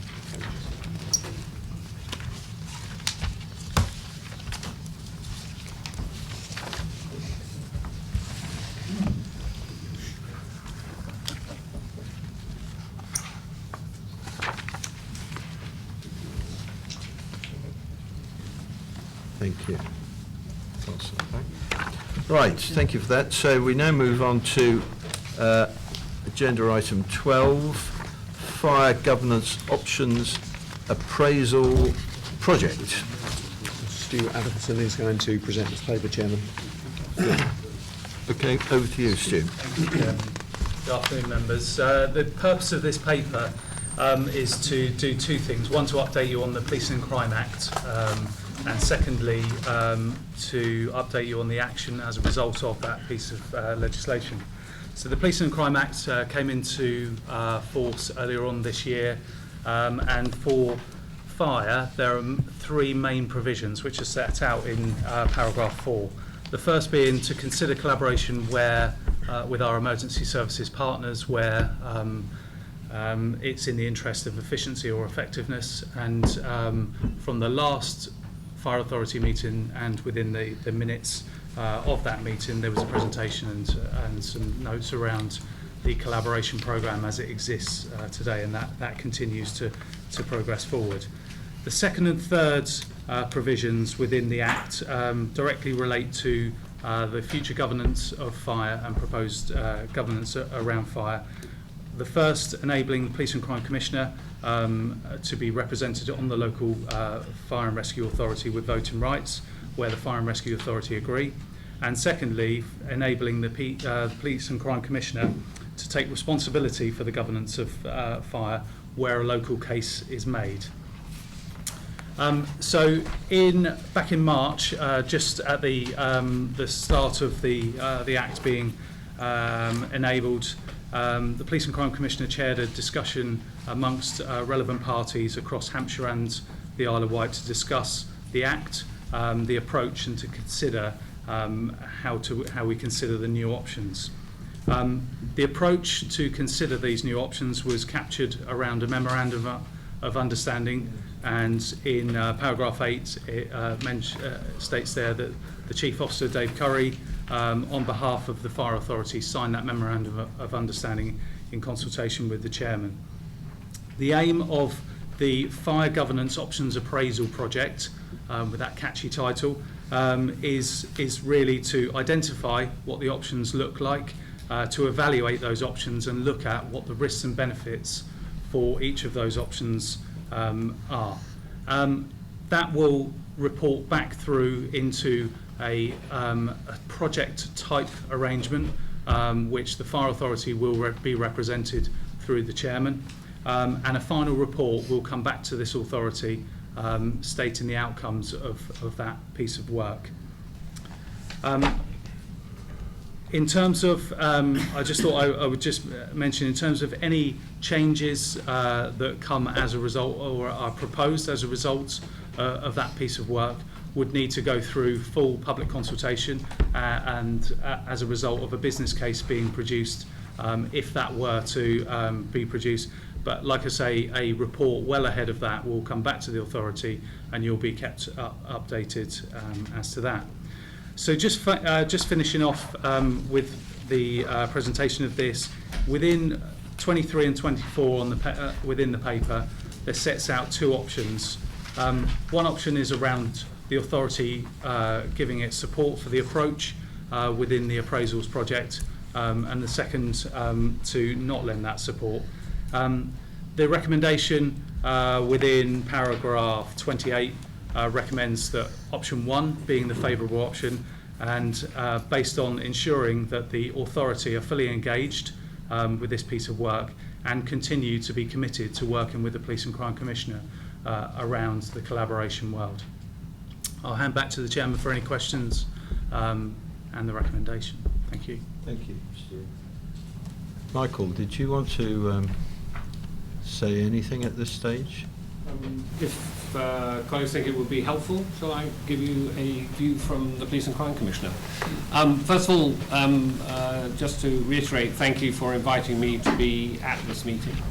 It was my firm determination to create an opportunity for a memorandum of understanding because of the various PERDAs, one anticipated in local government and one perhaps at shorter notice in national government, to allow our colleagues in the emergency services and those not impacted by PERDA to keep working through the options and to gather the evidence that would inform a professional decision. For me as Police and Crime Commissioner, I will say out loud again, because it's accurately correct, that my anticipation before we looked at the rules formally was that kindly here and also on the island there was the prospect of an invitation to join you more formally and with a voting right, but at the point that I have to apply and you have to respond, and at the point that we looked at the authority and democratic processes for it, it was my view that I needed to take further legal advice. At that point, some of the preparation, and I'm grateful for the officers who put their heads together to do the preparation, it remains there to consider if it becomes the right thing to do, but the closure on that was locked out by the calling of a general election, and therefore the inability to progress some of the national considerations of governance and processes that I needed to wait for the Home Office deliberation about. My view firmly remains this. First of all, I think all of the emergency services in the area that I serve have a proud reputation of being leaders and innovators in cooperation and collaboration. We were nationally leading, and we remain an example that others are still following to this day of how to do things. It is also in my mind that we haven't stopped there. We are an open organisation looking to serve the people we represent to keep them safer. And it is possible and probable that a number of things bear examination. First of all, the number of things that Stu and others with their partners have identified where there are operational elements that can be improved is quite a long list, and I think you've had briefings on those, and they reflect there is a journey still to do. And there is a question in my mind about, at some point, whether the governance needs to match in some sense that collaboration and cooperation, and to review an opportunity for change, because there is a timing and facilitating method that comes out of governance too. That is part of what Stu's work does, in my view. It's part of some work that the ambulance service is doing. It's part of work that I'm required to review as part of the Act, and also part of the direction of travel. What I'm really keen to do is to make sure we don't duplicate, that we travel as much as is possible on this journey together, agreeing professionally, operationally, what is necessary for the particulars of a fire and rescue service, of an ambulance service, and of a constabulary. And I think there is really good examples of how that cooperation and collaboration works, how that interaction works. But for me, part of the governance issue is what mechanisms do we have to readily see the way forward in times of tension.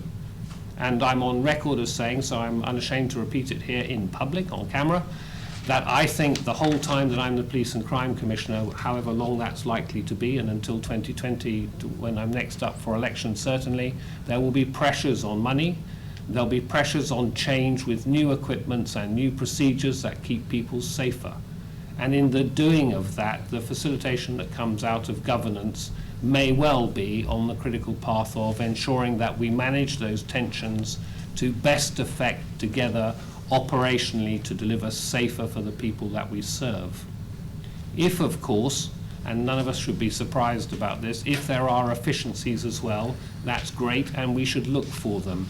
But for me, the bottom line is it must be operationally effective, it must deliver safer, that's progress to better administration, better governance, better collaboration, cooperation in any of the ways that we can identify that will deliver that progress and continue to put us ahead of the curve with technology and with other organizational and procedural things that will contribute to keeping us unashamedly, I reinforce the word, safer, and the people we serve safer.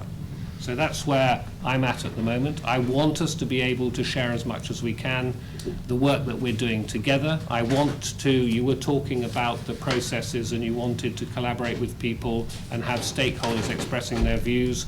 I absolutely want to hear the professional views from all of those who have a voice in this on the way forward. I am commissioning at the moment, seeking to commission at the moment, some additional work out of my budget because there is some pressure on a Police and Crime Commissioner to determine whether they want to make an argument. I wish to be with you on the journey of this, and that's why the Memorandum of Understanding, my working approach anyway, and my complete... I would be the weaker if you are not on this journey with me, telling me of your wisdom and your thoughts. And then at some point, there'll come a point that's right to resolve it. There is no decision in my mind as I speak today. It needs to be driven by improving operational effectiveness and, of course, economies if we can find them. I hope that sets the context for you, and we will make progress over coming months. The new government will express its views, I'm sure, when it's ready to, and there is something to say. And I think that's enough for now, unless somebody's got any particular questions. Thank you, Michael, for that. I'm Right. sure the members here found that very, very helpful. I did actually announce before our meeting that we learnt this morning that we do have a new police in front, Nick Hurd. Yes.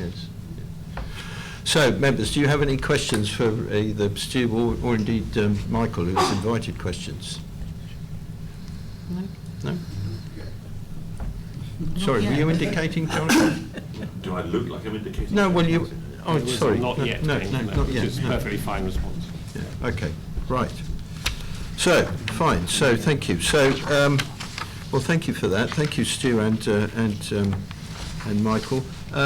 So you have a recommendation there on page 169. You all content with that recommendation? That, Agreed. So that now brings us not quite to the conclusion of our meeting. It brings us to agenda item 13, where we recommend to switch off the microphone and... Not yet. No, we go through this one, then we go to that one. No. I've got two recommendations here. Well, have I missed something else again? What have I missed? Oh, I'm sorry. Luke's big moment. I'm not doing so well today. I'm jumping around with the agenda. Yes.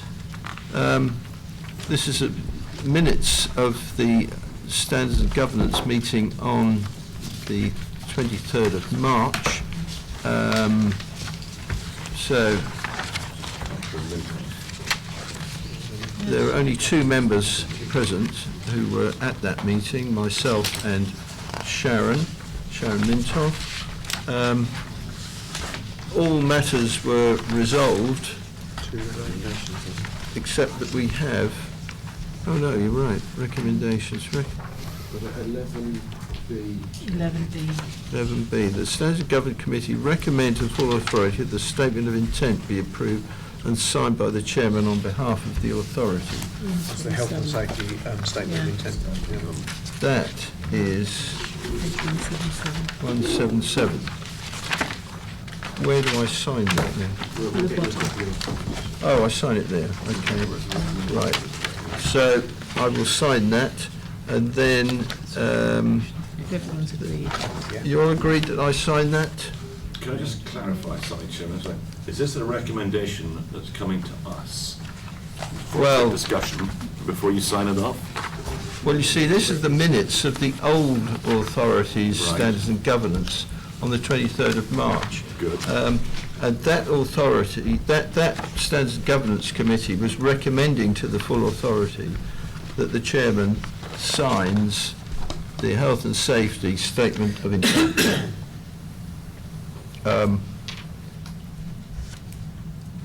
You do have opportunity to discuss it if It's you... just a technicality before you just go and sign it, Chairman. you wish- We are here.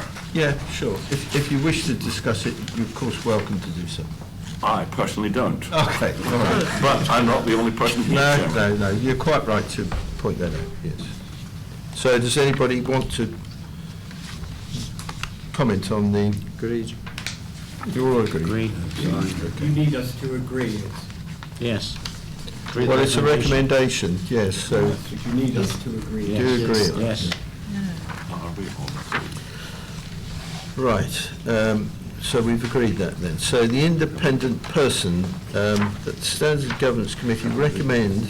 This has been resolved, Chairman, at item 9. It has, you're quite right, so we've dealt with that. Right, so we've concluded those minutes. Thank goodness for that. 14. So now, we return to the agenda. No, we've done it. There's no need to reference that. There was an appendix relating to item 9 as well. So we've already agreed. the We've agreed it. Yeah. It's all covered. It's just for reference. Okay. Do we really need it in the first place then? I think it was right to have that reference point for members to be able to approve the points they made. Okay. Background. Yeah. All right then, right, okay, so we don't need to discuss that. So we've concluded the meeting. Chairman, if I may, before we conclude the meeting, some members will be aware that we have had a long-standing agreement now with our colleagues from Oregon and an exchange scheme which happens each year. So we have colleagues that come across from Oregon to ourselves, and that's going on through this week and next. Is that right, Dave? And also we send teams over there to fight the wildfires in Oregon, and I think we've done that for the last few years. We've kept Oregon safe from Hampshire fires, or played a very small part maybe. But I know that we have learnt a great deal from that exchange. The colleagues that have been fortunate enough to go to Oregon have come back with great stories and great adventures of their time in Oregon. And we welcome Dave Phillips, the Deputy Chief of Oregon, to our meeting this morning.